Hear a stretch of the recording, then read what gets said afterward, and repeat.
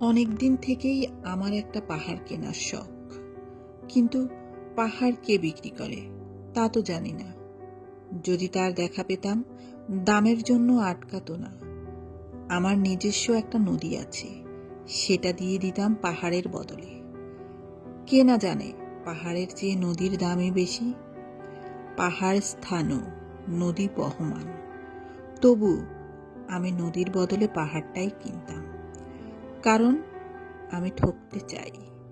নদীটা অবশ্য কিনেছিলাম একটা দ্বীপের বদলে। ছোটবেলায় আমার বেশ ছোট্টখাট্ট ছিমছাম একটা দ্বীপ ছিল, সেখানে অসংখ্য প্রজাপতি। শৈশবে দ্বীপটি ছিল আমার বড় প্রিয়। আমার যৌবনে দ্বীপটি আমার কাছে মাপে ছোট লাগলো।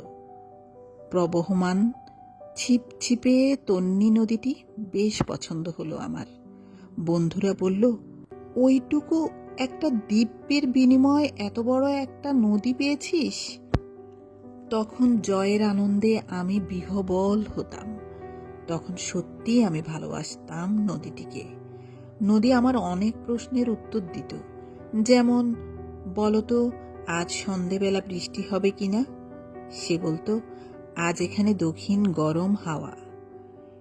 শুধু একটি ছোট্ট দ্বীপে বৃষ্টি, সে কি প্রবল বৃষ্টি, যেন একটা উৎসব। আমি সেই দ্বীপে আর যেতে পারি না। সে জানত, সবাই জানে, শৈশবে আর ফিরে যাওয়া যায় না। এখন আমি একটা পাহাড় কিনতে চাই। সেই পাহাড়ে পায়ের কাছে থাকবে গহন অরণ্য। আমি সেই অরণ্য পার হয়ে যাব, তারপর শুধু রুক্ষ কঠিন পাহাড়, একেবারে চূড়ায়, মাথায় খুব কাছে আকাশ, নিচে বিপুল পৃথিবী, চরাচরে তীব্র নির্জনতা। আমার কণ্ঠস্বর সেখানে কেউ শুনতে পাবে না। আমি শুধু 10 দিককে উদ্দেশ্য করে বলবো, প্রত্যেক মানুষই অহংকারী। এখানে আমি একা, এখানে আমার কোনো অহংকার নেই। এখানে জয়ী হবার বদলে ক্ষমা চাইতে ভালো লাগে। হে 10 দিক, আমি কোনো দোষ করিনি, আমাকে ক্ষমা করো।